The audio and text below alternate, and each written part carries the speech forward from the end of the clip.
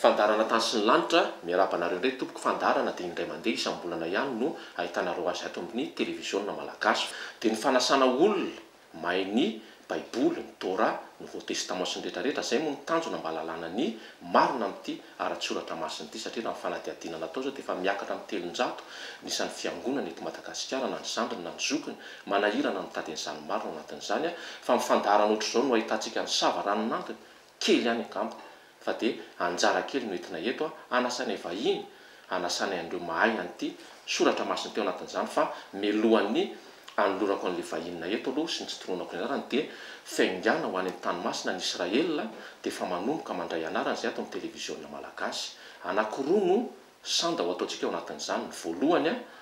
lay makany Egypta efatrandro eninandro ao Israela ny faharoa dia ho an'ireo olona ho an'ny Israela fotsiny efa vao marina teo moa ny daty efa azo ny réservation anatin'izay ka miandry anareo izay vonona dia miantso anay ianao amin'ity larana finday ity na manantona anay mivantana ao amin'ny télévision malagasy dia ao no andaminanay marianay aloha fa ho amin'ny fandehanana ao Israela dia efa niteny ny mpandrindra ny ato amin'ny télévision malagasy fa hisy ny fidinana tena be da be mihitsy ny ao anatin'izany saran'izany dia miantso anay ianao fa tsy azo tenenina ato amin'ny télévision malagasy zay fa le any Egypta mbola manahirana ny ampidina ny sandana satria na izay ary mbola tsy nanitsaka n'izany tany Egypta izany hoe manahoana izany tany izany dia eo no baremo avy any amin'ny agence ihany no tsy maintsy mitondra anazy fa natao Israela dia efa fantatra daholo hatramin'ny lavabolavo ka azonay atao mihitsy mampidina arak'izay tratrany fa efa mividiny gasy ka dia miantso anay nareo amin'ity larana finday ity dia manatona anay mivantana ato amin'ny télévision malagasy dia eo zay ny manoro ny ambangovangony momba n'izany dimasina any Israela izany fa araka ny nataonay tery amin'ny voalohany dia hoe anana vahintsika amin'izao fotoana izao dia Andriamatoa Rakoto Tsimba Menjato masoko ohatrany tsy mahita kely fa ohatrany mihoatraohatra ka le Rakoto Tsimba angamba aloha Menjato mety tsy ho voatonoko intsony fa le Menjato nefa manavanana ana aminao dia eto za aloha miarabanao tonga soa eto Madagasikara marena fa leo zany ampiditra anazy anatin'izay fa olona avy any ampitan-dranomasina izy io dia mba nanatrika amin'ny conférence an'izay dia zay no nahatonga ana ny teny hoe aleo mba hiakatra izy eto amin'ity plateau ity satria misy zavatra maro fantany zay tsy fantatritsika ho azavainy amintsika eo miarabanao aloha Menjato faly miarabanao namana faly ary faly miaraba ny mpijery rehetra sy ny mpiaino ny télévision malagasy fifaliana aminay koa ny manatrika sy tonga eto amin'izao fandaharana izao eny ary Menjato raha lalana angamba aloha tsy ho teneniko intsony fa mijery azy zao ty amin'ity écran ty fandarana tany sy ny lanitra napetraka ao ihany fa tena ohatran'ny efa lasa any amin'ny tontolon'ny Hébreu zany Menjato inona natonga zay mbola kristianina ihany ve ny lasa fa lasa judaisme tanteraka ya tsara be le fanontaniana ny tena dia eo amin'ny tontolon'ny fivavahana kristianina ihany zany hoe mino ny Messia mpamonjy ary ihany koa nefa mandala ny fitrandrahana ny teny Hébreu teny tranainy Hébreu mba ahafahana mampiorona ny finoan'ny olona ao anatin'izany Messia zany nahatonga an'izany dia fantatsika moa araka ny fampidirana taonao teo fa hoe mahery ny telonjato ny fiangonana sy ny fikambanana misy amin'izao fotoana izao ary eto Madagasikara no resahana amin'izany any États-Unis any mahery ny efajato ny dénomination chrétienne fotsiny ka zany rehetrarehetra zany dia ohatra mahalasa saina ihany hoe inona ny mampizarazara ny fiangonana amin'izao andro zao nefa le fototra ny raisana dia iray zay zany mahatonga ny tena zany miakatra hatrany amin'ny source mihitsy mba ahafahana ho tonga amin'izay hoe firaisana araka ny soratra masina zay inona nefa Menjato zao inona raha ny tena nanosika anao marina hoe aleo hivadika kely amin'ity tontolo ity nisy base tsy ampy ve ny kristianisme teto Madagasikara fony ianao teto ka nahitanao an'izay sa noho ny rivotra mitsoka tany amin'ny nandehananao tany ampitan-dranomasina tany hoe miavolenta tokoa le fivavahana rehefa mifototra amin'ity Hébreu ity inona ny tena mahatonga an'izay Menjato saiky ny hetsika fifoazana sy fanavaozana rehetra dia niverina tamin'ny teny fototra ohatran'izany zao ny tamin'ny taonjato fahaenina ambin'ny folo fadimy ambin'ny folo ry Martin Luther fantatra amin'ny fandiniana sy famoahana baiboly amin'ny teny Alemanina tsy afaka namoaka an'izany izy raha tsy nitrandraka aloha ny teny fototra ny teny Hébreu ka ohatran'izany moa tamin'ny andron'ny tontolo tamin'ny judaisme voalohany zany na ny kristianina voalohany na ny talmudisme mpianatra tsy maintsy nifototra tamin'ny boky dia ny boky ny sefarima maromaro reo boky eo amin'ny Torah zany a nianarana tamin'ny teny hébreu nianarana tamin'ny teny aramayanina zay vao afaka nisy fifoazana sy fietsehana fanavaozana lehibe teo amin'ny tontolon'ny finoanany Mesia. Totran'izany koa zany amin'izao fotoan'izao raha tiatsika zany ny roso lalindalina kokoa amin'ny fanandramana ara-panahy dia ilaina ny mahalala an'ilay teny fototra ary tsy ampy zay a filaina koa ny mahalala tsara zany a io boky baiboly zay ianarantsika io mba ahafahana miverina amin'izay fifoazana zay mba ahafahantsika miomana amin'ilay fitsenana indray an'ilay Mesia fa ho avy indray mantsy izy. Ary rehefa ho avy ilay Mesia zany tsy izy zany le ato satria ato manko zao raha mijery ary ity mampagaga anahy mianjato a isaky manokatra ianao baiboly dia tsy mba halandry zalahy mihitsy ny tianyteny toe soratra masina dia avy amin'ny testameta vaovao dia avy nalaina avy amin'ny teny grika ny testameta taloha sy ny testameta vaovao dia nalaina avy amin'ny teny grika sy ny hébreu. Mampagaga anahy izy io a ianao nefa zao eo miteny hoe mifototra amin'izay hoe jery mifototra tary amin'le teny hébreu fa ngany izy tsy dia netinety le nataondry zalahy. Ya ny zavatra misy aloha dia raha reo mpanoratra ao amin'ny testameta vaovao zay moa no alalahan'ny kristiana amin'ny ankapobeny ny boky izay tatia taonjato voalohany makaty zany ny référence ampiasain'ny testameta vaovao fotsiny ao aminy a dia eo amin'ny 2/3 eo a avy any amin'ny testameta taloha référence ampiasainy midika zany hoe tsy afaka ny tsy iankina amin'ny testameta taloha zany zay moa ny fiantsonana azy fa amin'ny ankapobeny ny fiantsonan'ny testameta taloha dia hoe tanar midikany hoe tanar dia fanafoezana Torah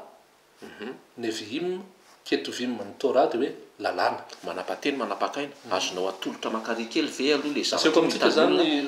zany tanara zany a hitatsika ny fanoratra anazy avelako aloha no tapahako kely ianao satria misy zavatra tonga dia manitikitika anakely eo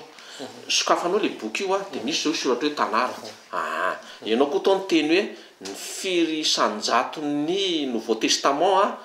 mifototra miankina amin'io tanara io ny zava-misy anefa raha ny vaovao eto Madagasikara dia efa lazain'ny zalahy fa rava ny didifolo ianao anefa miverina tanteraka maha-kristianina anao a miverina tanteraka ianao any amin'le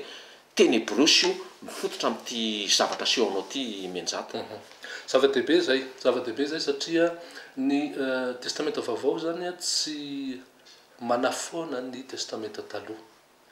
Ny olona taty aoriana no nampisaraka azy hoe testameta vaovao sy testameta taloha mba ilazana hoe ny taloha zany dia efa lany andro fomba fitenenana zay fa raha ny tena marina dia ny baiboly dia ray ihany ny source ny angany ary zay source zay zay no mahatonga na manazava n'ilay vaovao hoe miverina any amin'ny taloha ihany izy mampiverina ny olona any amin'ny testameta taloha zany ny testameta vaovao. Raha milaza satsika zany amin'izao fotoan'izao hoe misy be dehibe no mpandrava ny didifolo voalohany aloha ahitsiko kely le teninao tsy didifolo no fiantsonana azy fa teny folo zay zany le hoe aseret advarim azavao kely zay ataovy amin'ny teny hébreu fa zay manko ne hainao ihany fiangona dehibe no tezananay lalàna ny menanay dia ny didifolo dia azavao zay ho fantatry ny olona mihitsy hoe nisy diso zany nanonako azy. Ya eto zany a dia sady fifampitaizana moa zany no fifanitsiana mahazana ny iresahantsika ny décalogue moa zany na ny didifolo dia hoe didifolo ny atsotsika anazy fa ny tena marina dia ny fiantson'ny tanarana azy dia hoe teny folo aseret hadvarim le devarim zany dia hoe fototeny dia hoe davar parole dia dvarim zany a dia lay pluriel an'le hoe davar ka le aseret zany dia le hoe folo teny folo satria raha ny tena marina nke dia tamin'ny teny alalan'ny teny folo namoronan'ny laipahary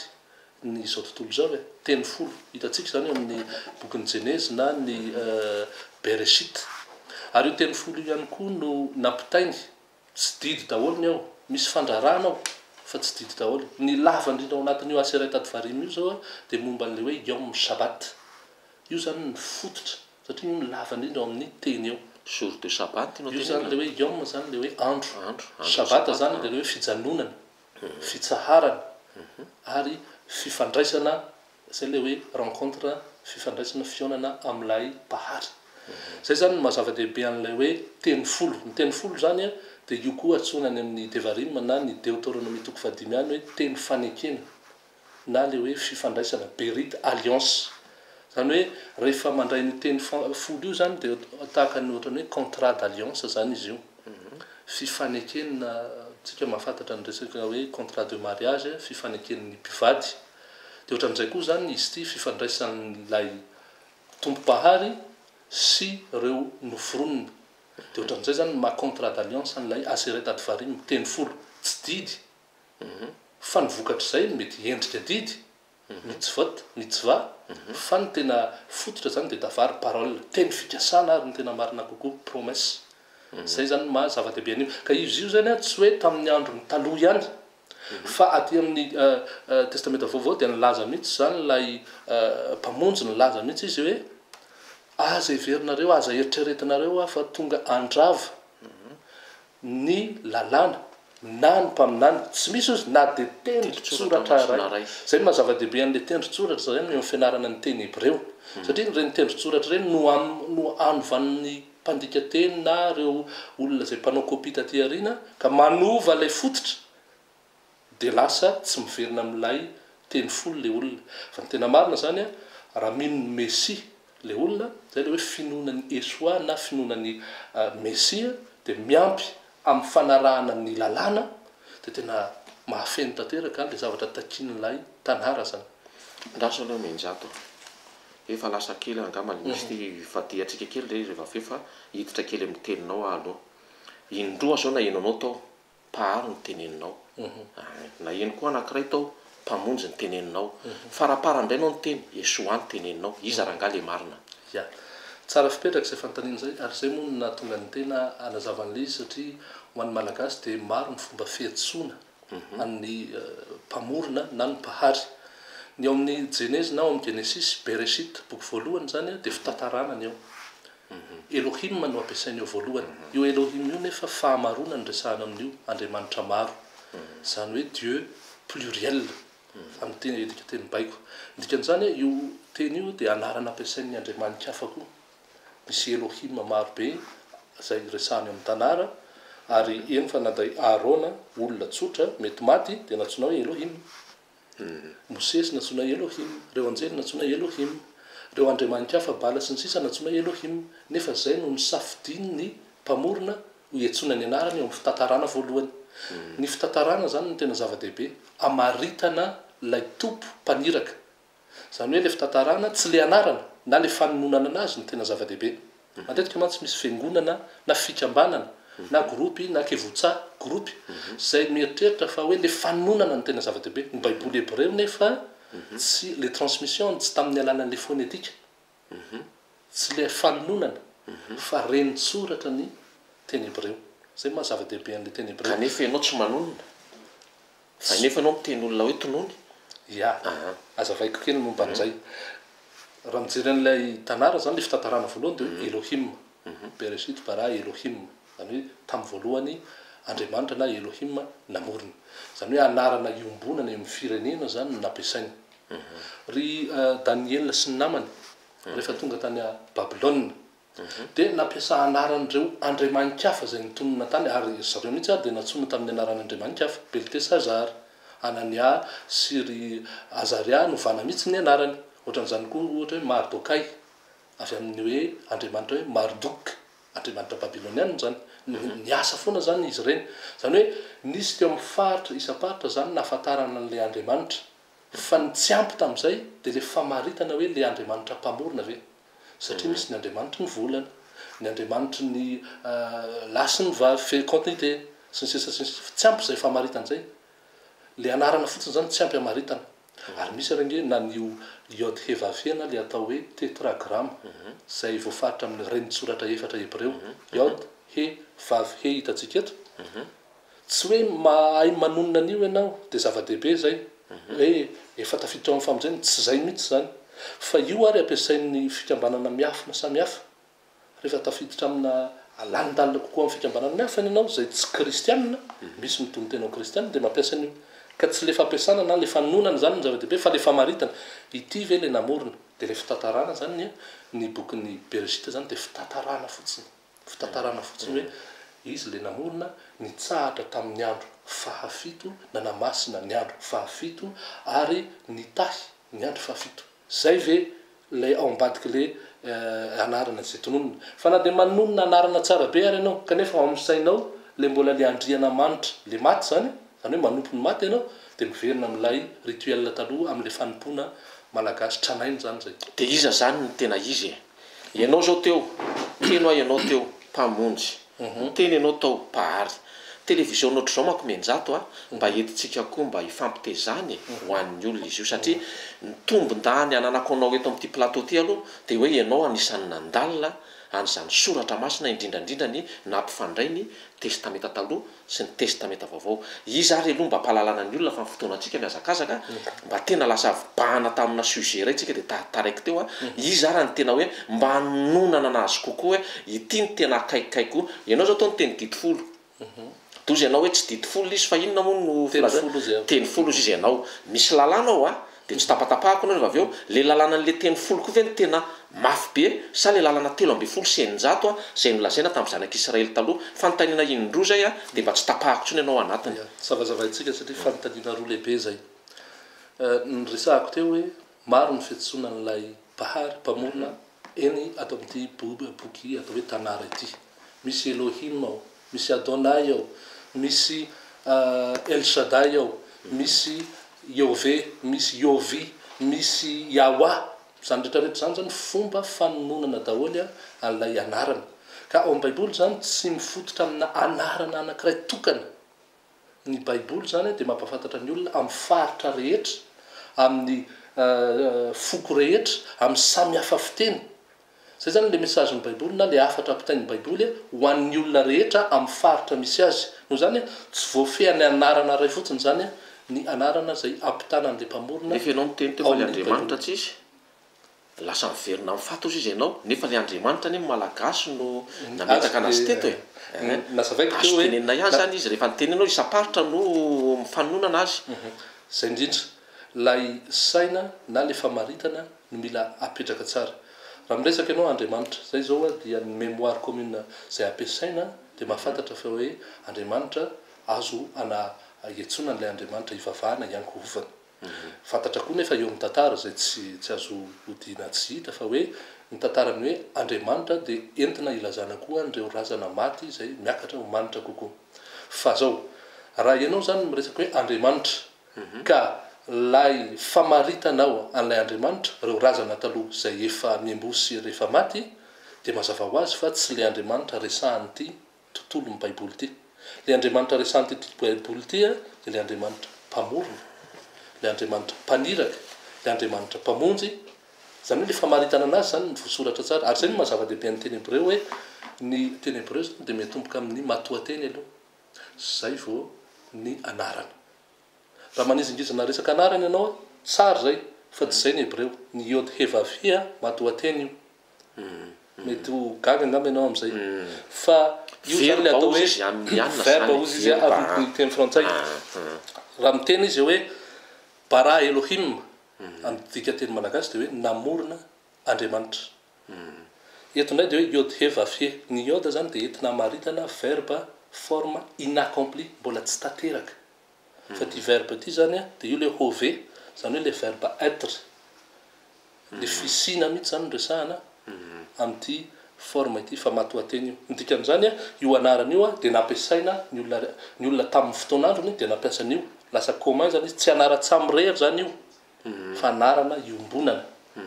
Ary misy ary tontolo atao hoe Ogarita nampiasan'izy io. Tsy ny Israelita ihany nampiasan'izy io. Ny dikan'izany tsy anara-tsamorery zany. Taizany nalalàn'ireo Ogarita ireo an'io teny koa satria tahaka ny Elohim ihany. Ny langue hébreu nge sémitique. Ny dikany hoe sémitique dia taranaka Sema. Anisan'ny particularité. Tany amin'ny noa zany tenenao zany. Efa miakatra ny amin'ny noa mihitsy zany tsika zany zao. Zany hoe na ny arabo sémitique koa ny arabo, ny araméanina sémitique koa ny araméanina. Dikan'izany hoe nisy fototra efa niangana koa zany tany aloha tany zay niombonana ny anarana zany Elohim dia niombonana ny araméanina sy ny arabo ary nivadika kely moa le forme taty aoriana lasa hoe Allah. Amin'ny teny araméanina izy hoe Elah na Eloah. Ao amin'ny bokin'ny Daniel misy fizarana roa dia misy boky faritra amin'ny teny araméanina fotsiny tsy mampiasa an'ity izy fa Elah ny antsoina anazy na Allah na Eloah. Ireo zanatsoratra ireo zany niovaova araky ny faritra. Ny teny hoe sabotsy zao ohatra faritra eto Madagasikara no mampiasa an'izay fa sabaty izy any Israel. sabato izy any Italia fa raha ihany ny tena resahana. Iny zany tsy diso ny fanonona anazy raha izay teneninao zay fa ny am'le Andriamanitra sy anina lazainao fa diso fa le sabata nefa ekenao. Raha azonao tsara angamba ny tiako nazavaina teo dia hoe azo ampiasaina amin'ny fahatra rehetra ny anarana iombonana. Iombonaniza moa iombonan'le faritra ngeza izy. Zany hoe azo ampiasaina satria fahamarona nge pluralité le anarana atao amin'ny baiboly ka azo ampiasaina ny anarany hoe Elohim, azo ampiasaina ny anarany hoe Adonai, azo ampiasaina ty anarany ty ary ny fanononany ty mbola maro be koa le teneniko teo Yehovi,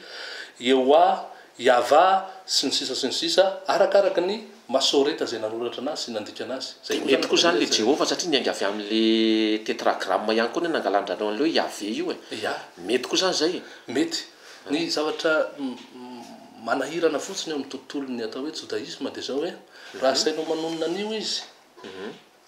dia tsy manonona an'io ny jios rabbinika na ny orthodoxe na ny ultra orthodoxe na ny judaïsme zay fantatra anarana fa zao tsy tononona io fa eritreretiny fa hoe masina be dia tsy tononona zay zavatra zay dia taty aoriana no nisy an'izay zany hoe nisy didy nisy lalàna zany eo amin'ny tontolo rabbinika zany zay nilaza fa hoe tsy tokony tononona io fa raha ny tena izy raha miverina amin'ny teny fototra isika dia hitantsika ny fomba fampiasana an'io teny io teo amin'ny famakina lalàna, teo amin'ny fianianana, teo amin'ny fidiran'ny Kohen Gadol na mpisorona be tao amin'ny masina indrindra dia nampiasaina foana le teny na ary mitononona foana le teny zany hoe didy taty aoriana didin'olombelona zany nametraka an'io tsy azo tononona fa ao amin'ny baiboly dia azo tononona tsara ary misy be dia be ny forme anononana anazy arakaraka ny plasiny ao amin'ny le izy karaha miteny ianao hoe Jehova le Jehova zany zao le ioda lasa vadikaji satria be dia be zany ny renitsoratra tsy misy ny équivalence-ny amin'ny teny amin'ny teny malagasy koa tsy misy tahaka ny hoe Chine zao tsy misy an'izany anke ny teny malagasy dia lasa matetika zany tsika lasa S no hitsotsika anazy dia ohatran'izay zany ny samera lasa Chine ny Chine lasa samera eo amin'ny hebreo makany amin'ny ara-mianina dia misy fiovana be lehibe koa ny sinay samera lasa mivadika sinay Chine ka ny fiovan'ny renitsoratra zany tsy manova an'le foto-kevitra na le famaritana an'ilay fampitana an'ilay hevitry n'ilay teny dia ohatran'izay koa zany raha miteny zany ianao hoe Yehova na Ehova no andikan'ny masoreta anazy amin'ilay teboka na le hoe Nikud dia raha mivadika Jehova tsy manova an'ilay hevitry le teny fa averiko hatrany hoe tsy ampy fotsiny zay fa ny fahalalana ny famaritana ny fitantarana ao amin'ny baiboly midika zany fa tokony hianatra baiboly ny tsiraray avy inona ny famaritana an'io Elohim io le mpamonina ny lanitra sy ny tany ve nitsahatra tamin'ny andro fafito ve sa tamin'ny andro voalohany tsy misy an'izay aloha tsy misy hoe le mpamorona tena izy nitsahatra tamin'ny andro voalohany na tamin'ny andro fahavalo tsy nisy an'izay fitantarana zay fa ny antony dia nitsahatra tamin'ny andro fafito zay zany famaritana voalohany aloha zay no mahatonga antsika zany mamerina zany hoe mahatserova ny andro na ny yom sabat zikara na hoe zikarona le fahatserovana n'ilay andro sabata zany mamerina antsika amin'le fitantarana tany voalohany tingy ny amaritanao an'le tena izy tsy any amin'le anarana na le fanonana fotsiny zany ty anankiray ary-menjato tonony amin'ny ary aloha zay anarana ho an'ny gasy eto hoe rehefa manonona nyty kosa ianao dia ty tena akaiky kokoa mamaritra an'io ary anankiray koa menjato ianao zany ny zatra atao anatin'ny tontolon'ny sabata angamba ianao io dia miditra lalina amin'le sabata eo amin'le resaka anarana ao amin'ny baiboly zany ny fampiasana an'le anarana dia isaky n'le hoe asa tahaka ny hoe Messia zany zao le Messia zany zao dia asa anankiray ny fiantsonan'ny Messia voalohany zao dia ilay mpisorona manao ny fanompoana ao amin'ny Levitikos toko fahaefatra na Vaikra ao amin'ny toko fahaefatra zany Messia zany fanaovana asa manokana miditra ao amin'ilay fanompoana fitoerana masina raha miteny ratsika hoe Emmanuel amintsika ozy izy L na amintsika Andriamanitra rehefa nidina ho tonga nofo lay Andriamanitra velona na le Elohim nidina tonga dia tia tany dia ny fomba fiantsonana azy zany any amin'ny Isaia toko fafito any dia hoe Emmanuel rehefa niditra amin'ny fanompoana anankiray manaraka indray izy dia le fanompoana ao amin'ilay masina indrindra ilay fitoerana masina dia misy anarana roa iantsona azy Palmoni Daniel toko fahavalo andininy fahatelo ambin'ny folo lay mahagaga amin'ny fanisana Palmoni avy amin'ny teny hoe Pele Mene zany hoe lay fanisana misy isa manokana isana satria hoe misy an'izany 340 taona Erev Febokera zany dia rehefa vita zay dia miditra amin'ilay hoe fanadiovana ny masina indrindra le Kodesh eo zany dia tsara ny manavaka ny hoe misy an'izany atao hoe mikdash entina ilazana ny tempoly na reo fitoerana etỳ tany. Fa ny kodesh kosa entina ilazana manokana lay fitoerana masina na le sanctuaire zay miakatra any ambony zany, any am'le toerana misy an'ilay Messie. Zay zany fiantsoana anazy Emmanuel Palmoni, misy koa hoe Mikael. Io Mikael io zany le hoe andrian-dehibe. Io zany le atao hoe arkanjely, chef des anges, zany hoe izy ny lohany archi. Ka amin'ny lohan'ny anjely anazy lay Messie dia azo antsoina an'izay anaran'izay. Dia io moa no resahan'ny bokin'ny Daniel toko 12 hoe rehefa hitsangana Mikael andrian-dehibe dia izy miaro ny zanaky ny firenenao. Zany hoe misy fotoana manokany hipetrahany aloha anaovan'ny asa anankiray izay mipetraka ny Messie zany amin'ny endrika Mikael. Dia rehefa tonga ny fotoana hitsanganany amin'izay satria isy andro fahoriana ozy izy amin'izany andro zany. Zany hoe isaky ny asan'ilay Messie dia misy anarana manokana hiantsoana anazy. Emmanuel, Palmoni, Mikael, sy ny sisa sy ny sisa. Zay no mahatonga an'le famaron'le anarana. Zay no mahatonga ny mahazava-dehibe hoe dinionareo izy ny soratra masina fa reny ny manambara azy. Tsy dia izay voasoratra ao amin'ny Torah, ao amin'ny Salamo ary ny mpaminany. Zay no mahazava-dehibe amin'ny fiverenana fandiniana azy satria ny kristianina zany dia apahany tao amin'ny soratra masina ihany ny diniany. Bokin'ny Leviticus zany nge vitsy amin'ny kristianina mandinika an'izany. Nefa ao ny manondro voalohany hoe Messie. Zao ny rôlany, zao ny asany, zao ny atsipriany. Efa hita tany ve izy io mianjato? Io le Messie, le Kristy teneny koa zany efa hita tany amin'ny Torah ihany izy io. Ny Torah mihitsy no manambara betsaka an'le Messie. Ny asany amin'ny mahazanak'ondry azy. Rehefa nahita azy mantsy eo anaty Bible na i Jaona mpanao batisa dia hoe indro ilay zanak'ondry, amin'ny endrika zanak'ondry no nisehon'ny Messie tamin'ny reo mpianatra voalohany. Amin'ny endrika zanak'ondry. Zanak'ondry zany atao inona? Zanak'ondry zany hoentina dia atao fanatitra zany. Amin'ny endrika fanatitra zany ny Messie tamin'izy nandalo teto ambonin'ny tany iny. Dia Leviticus zany maneho azy amin'ilay asa ao amin'ilay hoe tokotany na parvis, le fanatitra ho vonoina. Aninona? Mba ahafahany manafaka manaisitra ny fahotan'ny olombelona. Ny tena olana mantsy dia tsy hoe le fahamaron'ny tontolo kristianina na fisaratsarahana. Eo zay olana zay fa surface zay. Fa ny tena fond an'le olana dia ny fahotana. Misy karazany telo. Ny fahotana atao hoe avonna, heloka. Misy ny fahotana atao hoe ret. Io zany le hoe ota. Ary ny fahotana atao hoe péché, transgression. Reo fahotana fototra telo reo zany ny tena olana. Ary zay ny antony nidinan'ny Messie mba ahafahana mitondra. Zay zany hoe nisa avonna mitondra ny heloka. Mitondra ny heloka ary ahafahana manaisitra tanteraka ny fahotana eo amin'ity tontolo misy atsika ity, eo amin'ny tany misy atsika ary eo amin'ny fotsika tsiraray avy. Zay zany le tena tanjona. Zay no mahatonga ny Messie manana rôle tsiraray avy. Amin'izao fotoana zao ny Messie dia ao amin'izay hoe fitoerana masina indrindra le hoe Kodesh, Hakodashim. Ahoana nalalanao an'izany? Sanao tena nifototra tao amin'ny bokin'ny Daniel sy ny Apocalypse sy ny Ezekiel nefa ianao koa miteny eo fa niverina nianatra ny Torah. Ahoana ny alalanao an'izany? Ya, ny Torah zany dia mitanisa aminao reo atao hoe Torah moa dia hoe lalàna. Ny betsaka indrindra amin'ny reo mitzvot le niresahanao teo hoe 3 sy 900 ny folo amin'izy ireo moa zany dia le hoe Aseret Afarima na Lahy 30. Fa reo 3 sy 900 ny betsaka indrindra amin'izy ireo ny apahany roa apateliny dia hitanao amin'ny bokin'ny Vaikra Leviticus. Bokin'ny Leviticus dia mizara roa. Misy le fitoretena le fahotana le karazany roa le hoe avonna sy ret. Ao amin'ny chapitre 4 katrana ny toko 10 any. Reo zany le hoe fitoretena ny fahotana. Dia avy eo zany ny chapitre manaraka amin'izay mahakasika amin'izay le fitoretena le tena fahotana, le tena crime mihitsy. Tsy crime contre l'humanité fa contre Dieu.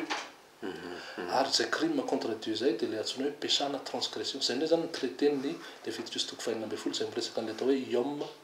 Kippur na Yom HaKippurim na andro fanavotana. Dia zay fizarany roa zay zany no hitanao koa any amin'ny bokin'ny Daniel. Zany hoe ny Torah zany mameranao any amin'ny Nevi'im, any amin'ny faminaniana. Dia ny bokin'ny Daniel koa zany miresaka an'ireo fahotana karazany telo reo, Daniel toko 7. Reo karazany telo reo resahako reo. Ary miresaka aminao koa le Yom HaKippurim ny Daniel toko 9. Zany hoe le fanadiovana ilay atao hoe masina indrindra satria efa voaloto ny fahotana. Nafindra ilay mpisorona be tao amin'ilay efitra masina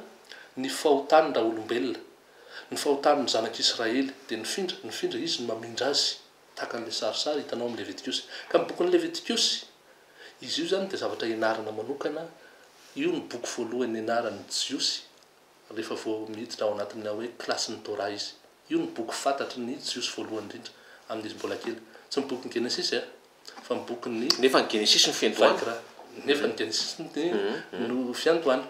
Dia ny zavatra tsy hitanao indray kosa nefa ianaran'ny Jiosy satria mifanerasera amin'izany tontolo izany tsika dia ny boky ny Sefer ny Daniel, boky ny Daniel. Nisy mantsy tamin'ny fotoan'andro interdiction raha vao manao kajikajy hoe momba ny hoe temps messianique ianao na ny vanim-potoana isehoan'ny Mesia dia voarara tamin'ny fotoan'andro tany amin'ny synagoga. Tamin'ny andron'ny Esoaly resahantsika teo zany, tamin'ny andron'ireo mpianatra Talmudime dia voarara ary ndroana mihitsy ary. Bokin'ny Daniel zany nahatonga fisarahana be dia be tamin'ny fotoan'andro. Ary azo marinina amin'ny alalan'ny tantara zany misy rabi maromaro manoratra momba an'izany hoe bokin'ny Daniel dia crucial, tena zava-dehibe teo amin'ny tontolo. Ary zay ny nahafantaran'zareo hoe vanim-potoana hiavian'ny Mesia. Ny mpianatra Jaona dia efa niandry an'izany mihitsy. Zakaria rain'ny Jaona Mpanao-Batisa dia efa niandry an'izany mihitsy satria efa fatapatany le fatateran'ilay faminaniana 70 herinandro ao amin'ny bokin'ny Daniel. Zay zany mazava-dehibe ihany koa ny fandinian'ny bokin'ny Daniel. Ireo mpanavao fivavahana dia ny bokin'ny Daniel no nahafantarany an'izany hoe tandroka kely zany zay nanao transgression, nanao pécha, zay nanao tsinotsinona ny avy indrindra, nanohatra ny avy indrindra, nanova ny fotoana sy ny lalàna. Fantatry ny ireo mpanavao fivavahana zany. Ary taty aoriana koa rehefa nanomboka nianatra sy nikaroka ny Baiboly ny olona dia fantany tsara zany fa ny apahany betsaka indrindra amin'ny faminaniana zany dia hitanao amin'ny bokin'ny Daniel. Zany ohatra hoe mamitina ny faminanian'ny testamenta taloha rehetra zany ny bokin'ny Daniel. Misy mpaminany madinika ao, misy mpaminany lehibe ao. Any amin'ny Isaia dia miresaka ny Emmanuel, miresaka ny fotoana momba ny Mesia dia ny bokin'ny Daniel ireriana. Zay zany mazava-dehibe ny fiverenana amin'ny fandiniana ny bokin'ny Daniel satria io no manondro mivantana antsika lay lalana makany amin'ny Mesia. Zafaty. Daniel zany nanomana ny tena azo atao hoe nanomana n'le Mesia lazainao io mihitsy. Dia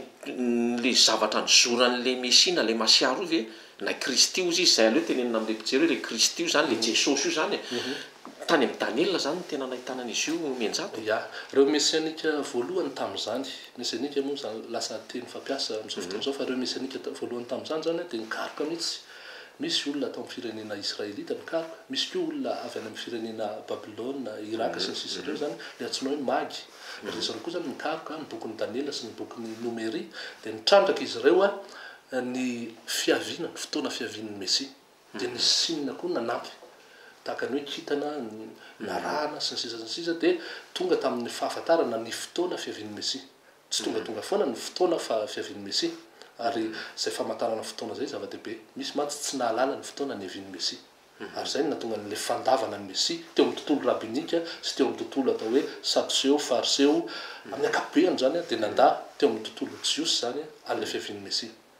Ka zava-dehibe koa zany ny fidiran'ity Mesia ity ao amin'ilay fazy na le resahantsika teo ao masina indrindra.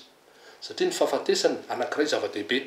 maty izy, mitondra ny fahotany rehetra, to karazana fahotana ny resahantsika teo. Fa tsy mijanona teo fa manao asa anankiray indray izy mitondra n'iny fahotany iny mba ho tena voakosoka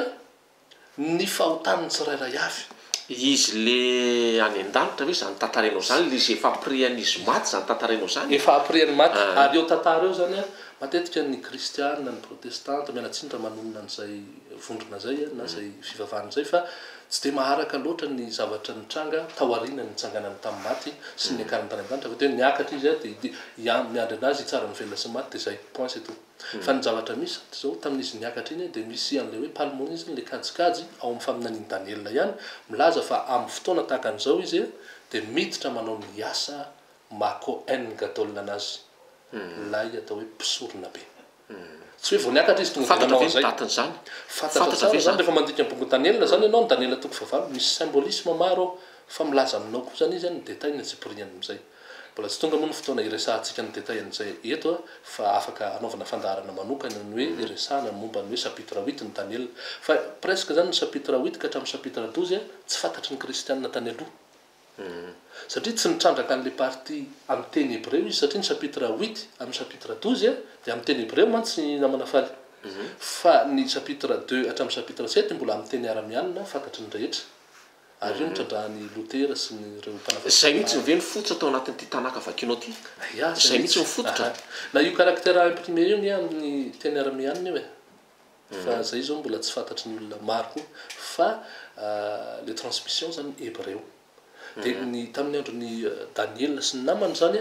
dia ny teny aramianina no teny ofisialy nampiasaina takany hoe teny anglisy am'izao sy teny frantsay dia voatery zany reo mpianatra reo jiosy reo ny teny amin'ny teny aramianina napitany message évangélique raha zay no iantsona anazy ny afany mpamonjena amin'ny teny aramianina na ny anarany io na ny famonjena io na ny faminanina io na ny vision io dia nampitainy tamin'ny teny aramianina tao ny dikan'izany dia zao universel le faminanin'ny Daniel ho an'ny rehetra faminan'ny Daniel tsy hoe ho anna fikambanana voantsangana tetsy ihany na hoe ao amin'ny fikambanana zay voaniorina teto Madagasikara fa universel izy mahazo ny rehetrarehetra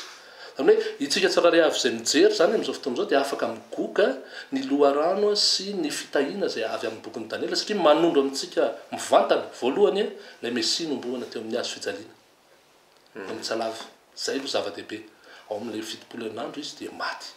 ary rehefa maty izy dia nanokatra ny atao hoe beritana ny fanekena ho an'ny firenena rehetra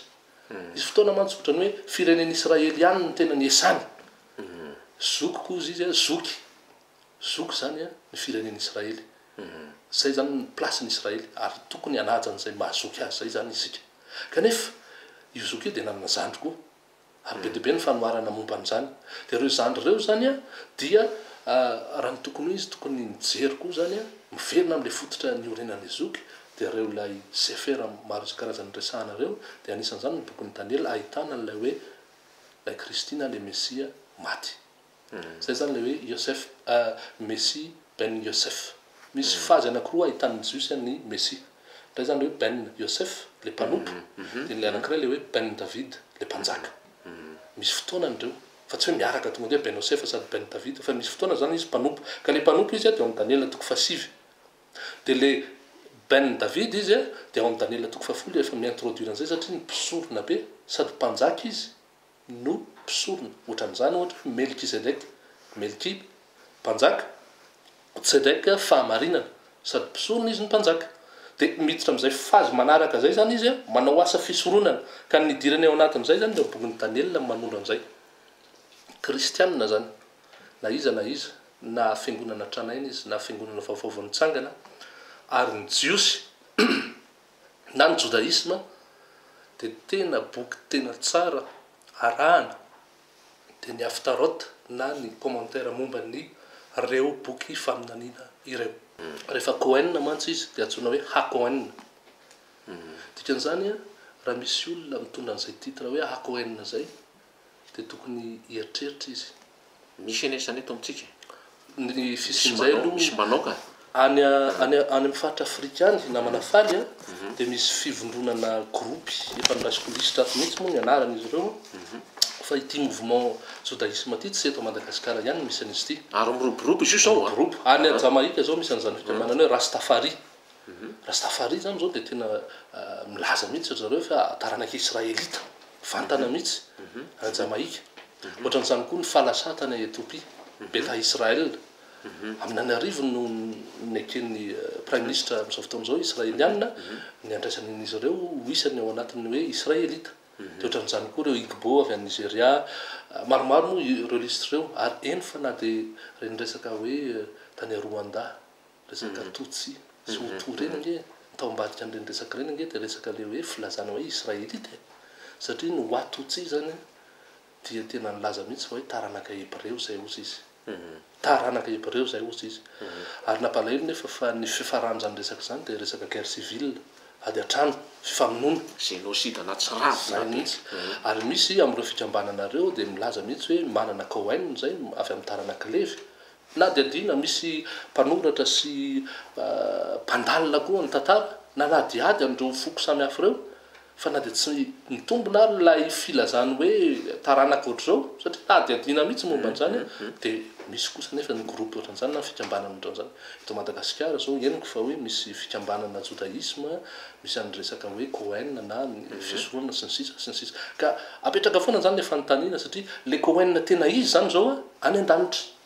any izy zany manao an'le fisoronana efa nitondrona teo le fotoana tsy ampy ny fotoana idetahina anazy fa ny bokon'ny Daniela zany no manombo azy hoe ny masontsika rehetra ny fifatohantsika rehetra zany dia tokony hiakatra am'izao mantsy misy mouvement be dia be mampiverina ny olona eto an-tany manorina ny fanjakana eto an-tany dia miandry indray an'le Mesia eto an-tany anisan'izany ohatra zany zao ny fanorenana ny misy projet zany am'izao fotoana izao izay iarahan'ny UNESCO ONU sy ny na jiosy raha tafitra sy fatatany fa ao anatin'ny fandaminana zay zareo zao tsika miteny zao eo indrintsika zany zao ary efa ao zany efa ao daholo ny plan rehetrarehetra efa miandry fotsiny ny fotoana igadonany hoe iza daholo ny olona intervenir amin'ny fanaovana an'izany fa ho andry zareo mantsy rehefa mitsangana ny 3e temple dia tonga zany ny Mesia ny signe ahafantarana hoe ho tonga ny Mesia Ben David dia hoe mitsangana ny 3e temple io 3e temple io nefa mba ahafahany mampitsangana anazy dia ireo projet atao hoe révolutionnaire no tsy maintsy ajoro manafaingana zany izy an'izay fiavian'ny Mesia zay dia maro zany ireo fikambanana atao hoe sioniste maneran-tany zay misy an'ireo iraka homme d'influence mba ahafahana mampiverina ary mametraka amin'ny plasiny an'ilay Israely tahaka ny tamin'ny Israely tamin'ny andron'ny Solomon tamin'ny tempolin'ny Solomon dia zay zany mahatonga an'ireny fikambanana be dia be ireny miroborobo indrindra fa amin'ny faritra Afrika ary aminatin'izy ireny dia be dia be koa ny resaka hoe aliana immigration tadio nefa fa zao interdit en Talmud zany dia boky fampianarana boky fianarana enseignement teo amin'ny jiosy interdit amin'ny Talmud ny fiverenana ny Palestine en masse be dia be ny référence momba an'izany interdit satria norarana mihitsy ny hoe fakanesana ny Palestine rehefa tonga nefa reo kabalista taty amin'ny taonjato 1270 dia nesorina zay interdiction zay any hoe reo jiosy taty aoriana zany tsy ny raharaha tsony reo toromarika nomen'ireo raby na reo ray tany aloha tany fa nandikan'izay ary zay no nahatonga an'le projet sioniste amin'ny fampizarazarana ny tanin'ny Israely misy tantarany koa izy io tsy ampy moa ny fotoana ivelabalarantsika an'izay fa io construction 3e temple io zany dia mifanojo mihitsy amin'ilay fanorenan'ilay fanjakana eto tany le atao hoe millénium ary be dia be ny évangélika tafiditra ao anatin'izany fampandrosoanan'izany asa zany be dia be ireo lobby any États-Unis any France eto Madagasikara misy fikambanana manohana mihitsy mba hobetsaka ny malagasy ilaza fa jiosy ka iverina any amin'ny tanin'ny Israely ka zany rehetrarehetra zany tsy zavatra vaovao zany tadio fa nanorina ny tempoly tao Jerosalema tamin'ny andron'ny Yesoa le tempoly faharoa zany tiana resahana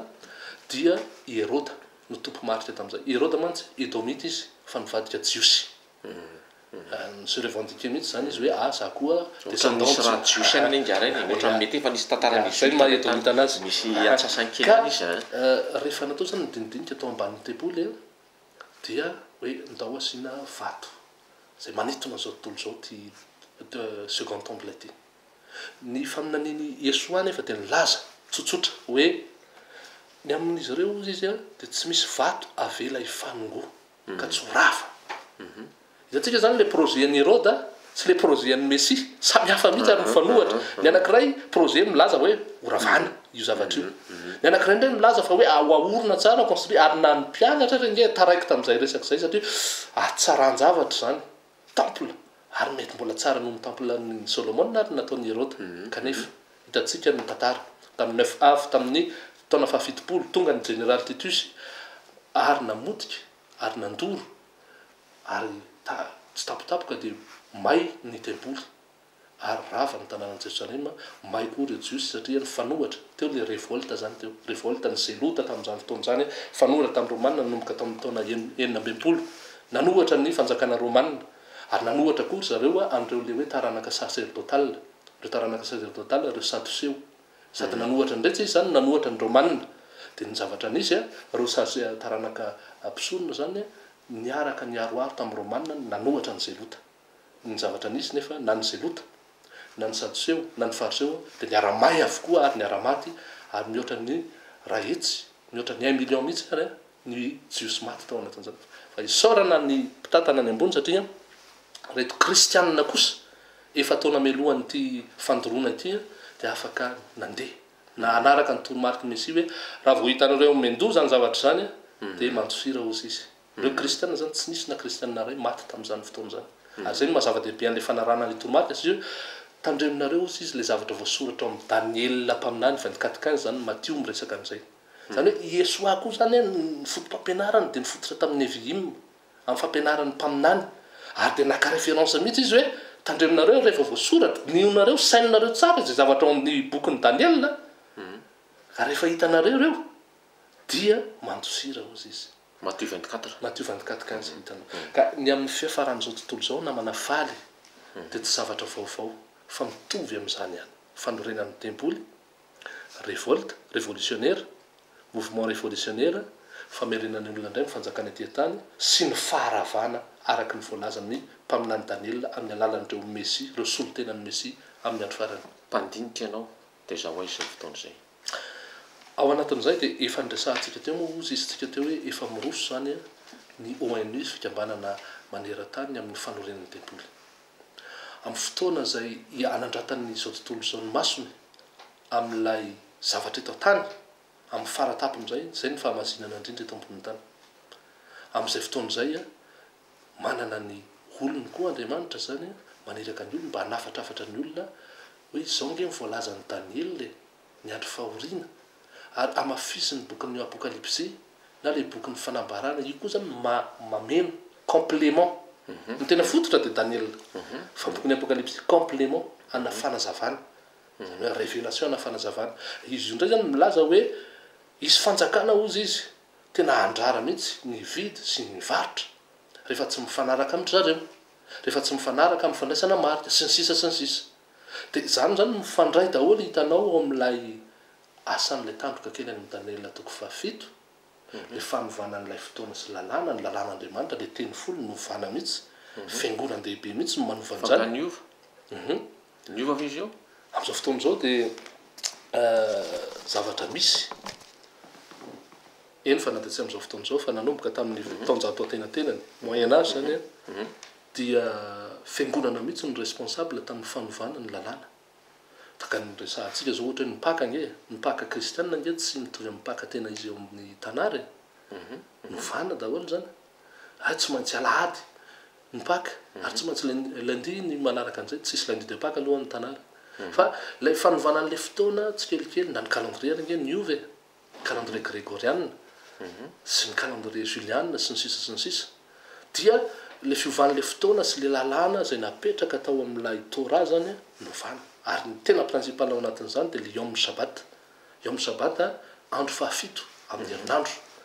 ny zavatra misy dia fiangonana mihitsy ny matetika no responsable amin'ny fanovana an'izany amin'ny andro hafa taka hoe andro voalohany amin'ny herinandro andro voalohany amin'ny herinandro age namana faly fantatra amin'ny anarany hoe Sunday zany dia hoe andro ny masoandro zany tsy andro fitsaharana zany fa andro fampona fampotsampy zany ary tao anatin'ny resaka hoe mitraisme syncrétisme ka tsy tarazoko amin'izay tsika fa ny zava-dehibe dia zao hoe fiverenana amin'le Torah ary fiverenana amin'le fototrany Messia zay le hoe vahoaka sisa zay resahan'ny bokin'ny révélation na apocalypse hoe ireo vahoaka sisa zay mitandrina ny didin'Andriamanitra sy ny finoana any Yesoa na le mpamonjy zany hoe ireo zany mifototra rehefa miverina ireo dia miverina koa le fionan'ny jiosy sy jentilisa fiangonana voalohany nge namana faly dia ny jiosy ny be lehibe dia ny jentilisa koa nanampy tsikelikely ny fifoazana voalohany dia hoe jiosy aloha jiosy nge reny 3 arivona tao batisa tamin'ny andro pentecoste reny savoaty reny dia aveo nanampy tsikelikely koa ny jentilisa ka rehefa miverina zany le lalàna sy miverina koa ny finoanan'ny Messia amin'le fototra napetraka dia miverina koa ny fionan'ilay vahoaka anankiroa fiangonana amin'izay fiangonana zany efa lany ny fotoanantsika amenjato a za koa lasa variana mianao fotsy fa tsisy zavatra voapetrako teo a farany angamba aloha dia ho fitipitiantsika aingalabe mihitsy nyle zavatra zay raha lamenjato aiza ho aiza zany zao no tena toeran'ny fiangonana aloha amin'izay ary tia koa anankiray fa sao dia adiniko le fanontaniana sao de lasa fianarana sy teolojia avolenta docteur en théologie rahalahy Menjato le izy fa le fivavahana indray lasa mipetraka ambany latabatra Menjato. Ya tonga de saigny manao valiko zay fanontaniana faharoa zay. Zava-dehibe zany eo amin'ny fitariana fianarana baiboly ny fanahy na roar akodesh ny fanahy masina. Satria vao mitomboka ny baiboly namorona Andriamanitra de ny fanahy no nanomba voalohany teo amin'ny maizina. Eo amin'ny tontolon'ny fahamazinana zany de ilaina voalohany indrindra aloha zany ny fananana ny fanahy. Ary amintsika malagasy fantatra ihany fa ny fanahy no maha-olona. Ka ilaina zany ny fananana ny fanahy hitarika ho amin'ny marina rehetra. Tsy ampy anefa zay satria ny ohabonana koa de miteny hoe tsy mety raha tsy manam-pahalalana ny fanahy. Zay zany hitantsika amin'ny ohabonana Michelet 19:2. Ka inona ny tiana ambara amin'izay? Ny olona zay tarihan'ny fanahy na roar akodesha zany de averiny ato amin'ity tanàra ty hianatra ny tanàra. Tsy misy olona hoe taitaitra de hoe nilatsahan'ny fanahy ony de mijanona eo de mietsiketsika eo de mahita fahitana de miteny tsy fantatra eo. Tsy zay zany le izy fa mampiverina ny olona ilay fanahy amin'ilay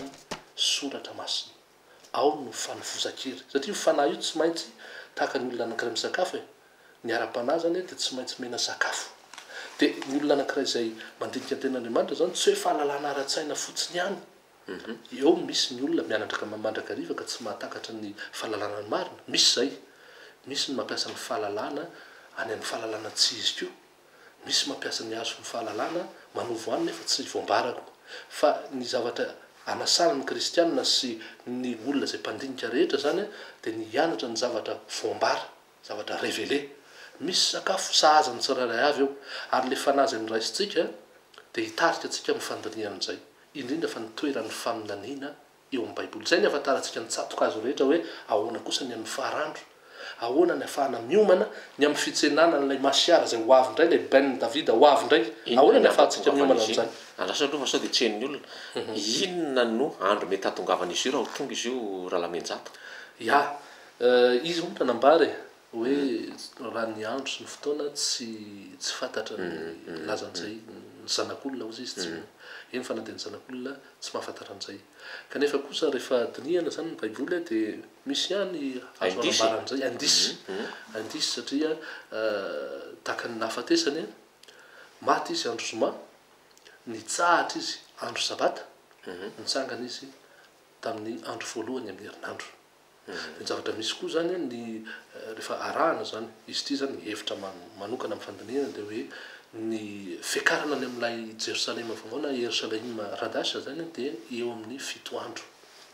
Eo amin'ny 7 andro zany ny akanesana any amin'ilay tany vaovao sy lanitra vaovao, ilay Jerosalema vaovao. Dia ny taon-jobily lehibe zay hiaviany zany ny fotoana jobily zany de totona amin'ny atao hoe andro fanavotana. Zay zany ny hita ao amin'ny Leviticus 5:20 andro fanavotana zany hoe fitsofana n'ilay trompetra farany. Ny Paul zany ilay apôstôly anankiray de nampiasa n'io sarisary io hoe izy fitsofana ny feonarika trompetra ny feonarik'anjely. Ka ny fitsofana ny trompetra farany zany de amin'le hoe Yom Teruah zany hoe lay amin'ny andro amin'ny volana fafito eo amin'ny symbolisme zany de amin'ny andro fanavotana. De ohatran'izay zany ny fotoana mety hiaviany ny Mesia zany. Zay zavatra zay nefa dia tsy miankina amin'izay nefa ny ahafahantsika miomana. Ny ahafahantsika miomana zany eny fa na de mandalo amin'izao fiainan'izao tsika mety rapitsaka itsika de mety mitapaka lalandra tampoka. Raha afaka pitsika ny mety domin'ny tomobile sy ny sisa sy ny sisa. Ny fiomanana zany de tsy miankina amin'ny daty, tsy miankina amin'ny andro. Fa ahafahantsika miomana ny amin'izany de mila mahalala n'ilay secret farany zany tsika tsy ambaratelo le hoe Mesia ao amin'ny masina indrindra.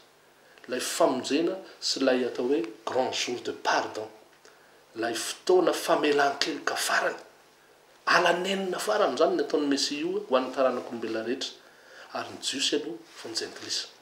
Zava-dehibe zany ny fahalalana amin'ny lalana makao amin'ny masina indrindra. Ao no anomezan'ny Mesia an'ilay famelan-keloka farany. Ao koa no anomezan'ny Mesia an'ilay didy, ilay nitenentsika teo zay nahitsiko kely hoe teny folo. Satria rehefa misokatra angely le Kodashin, ilay masina ny masina dia ny zavatra hitanao voalohany eo dia le fiarany fanekena ao anatin'ny fiarany fanekena hitantsika le tablety zay zavatra zay hitanao koa ao amin'ny fanambarana 15 ao dia milaza manokana ny amin'ny hoe misokatra ozy izy ny tempolo tany an-danitra tsy tia tany io tsy any Jerosalema io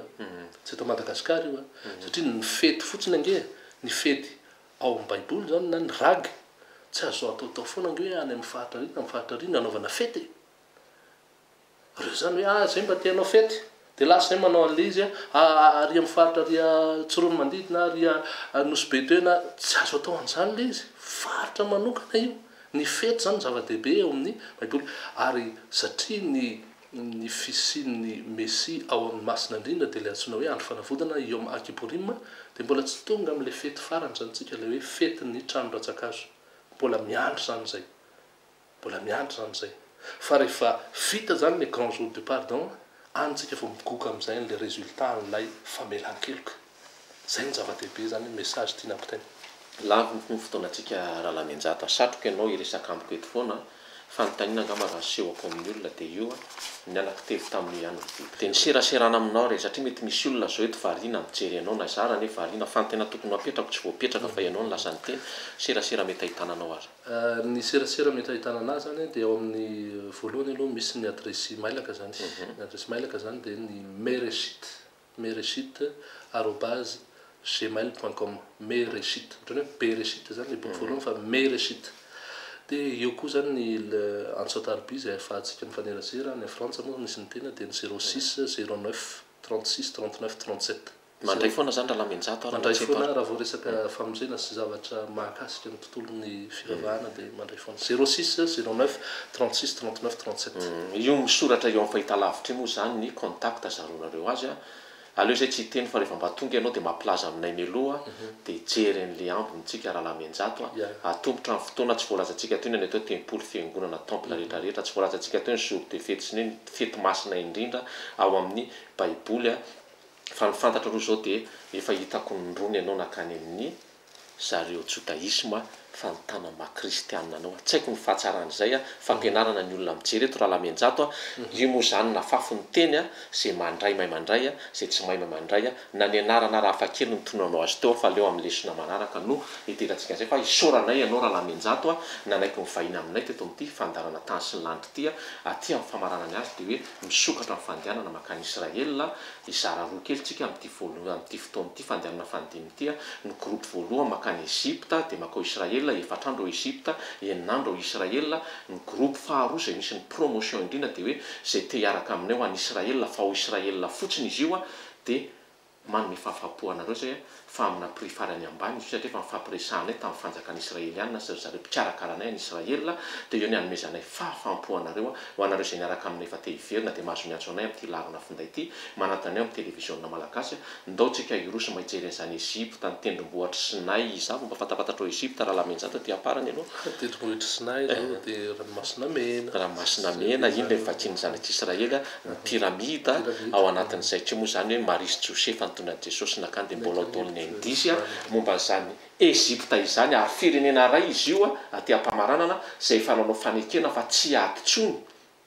Israela sy Egypta fa raha misy zany nikitikity any Israela dia nikitikity any anak'Andriamasony zareo Egyptiana na ohatrany teny ianao teo ina ny anaran'le Egypta amin'ny Mitsraim zay zany ny fetsona Mitsraim fampianarana koa zay ho antsika rehetra fa rehefa tonga antsika mahalala anazy ka dia anao velomanareo zay ho amin'ny tany sy ny lanitra manaraka indray ko anareo zay mivonona zany dia miantso anay amin'ity larana finday ity antsika miona veloma Ralamenjata veloma tompoko amin'ny fandarana manaraka indray